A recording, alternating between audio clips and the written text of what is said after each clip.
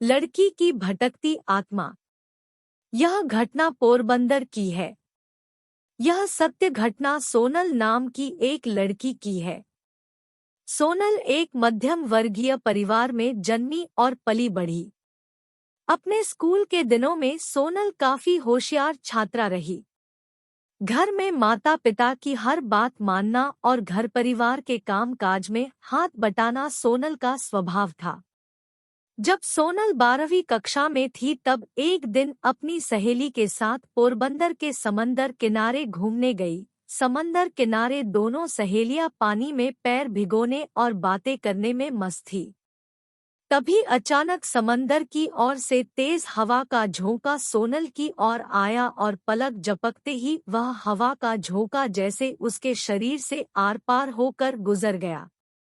इस घटना से सोनल बुरी तरह डर गई, क्योंकि सोनल को उस हवा के झोंके के साथ हूबहू अपने जैसी दिखने वाली लड़की भी दिखी थी, जो सोनल के शरीर के साथ टकराकर सोनल के शरीर से आर पार निकल गई थी।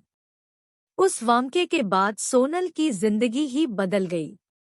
खाते पीते, सोते जागते, दिन रात, सुबह शाम सोनल को वह लड़की नजर आने लगी।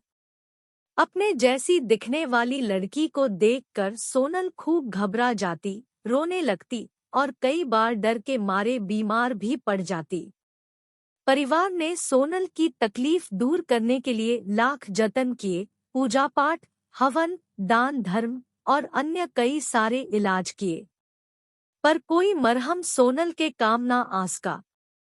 हद तो तब हो गई जब सोनल अपने कॉलेज की पढ़ाई कर रही थी। शहर के कॉलेज के प्रोफेसर ऐसे कमेंट पास करने लगे थे कि यह तो उसकी हूबहू कॉपी है, और सोनल को देखकर ऐसे अचंभित होने लगते कि जैसे पुराना पाप सामने आने पर कोई पापी अचंभित हो जाता हो। ऐसा कहा जाता है कि आज से 35 से 40 साल पहले उसी कॉलेज में एक लड़की पढ़ती थी और वह अचानक गायब हो गई थी।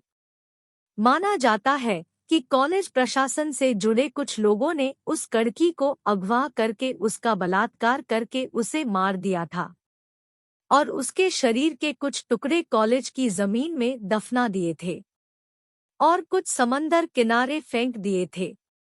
उसी लड़की की आत्मा सोनल को दिखती रहती है और अपने लिए इंसाफ चाहती है।